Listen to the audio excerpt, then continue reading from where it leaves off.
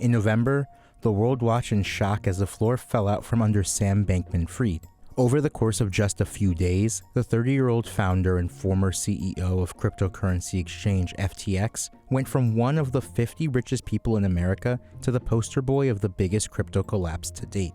As FTX collapsed, Bankman-Fried lost an estimated $17 billion, making it one of the biggest billionaire blowups of all time.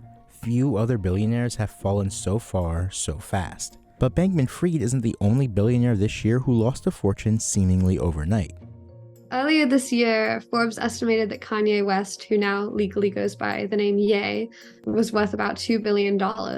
But after a slew of anti-Semitic comments and other controversial behavior in interviews and online, West's biggest partner, Adidas, which worked with his Yeezy line of sneakers, canceled the contract that they had with him, and that removed about $1.5 billion from his net worth, according to Forbes' estimates.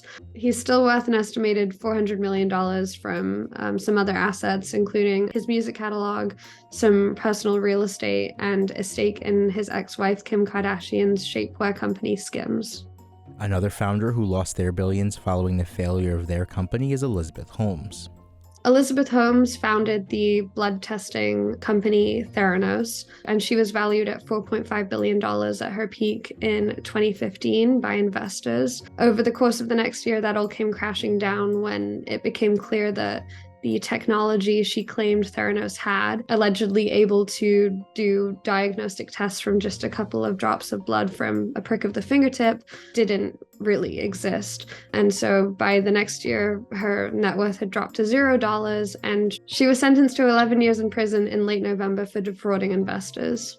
But of course, Holmes and Ye aren't the only billionaire blowups caused by personal wrongdoing. Batista was at one point the richest person in Brazil, worth an estimated $30 billion. He was the head of EBX Group, which was an oil and gas conglomerate. A year after his fortune peaked in 2012, the company began to miss on some of its production deadlines, and it was later revealed that he had vastly overstated their oil reserve and general production capacity.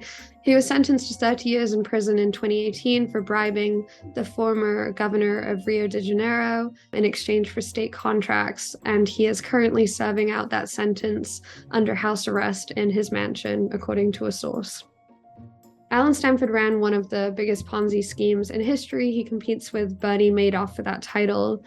He was convicted in 2012 for running a $7 billion Ponzi scheme through his Texas-based company, Stanford Financial Group, and he was sentenced to 110 years in prison in 2012 for those crimes. And some billionaires have been brought down by forces outside their control, like Mikhail Khodorkovsky. Mikhail Khodorkovsky was at one point believed to be the richest man in Russia.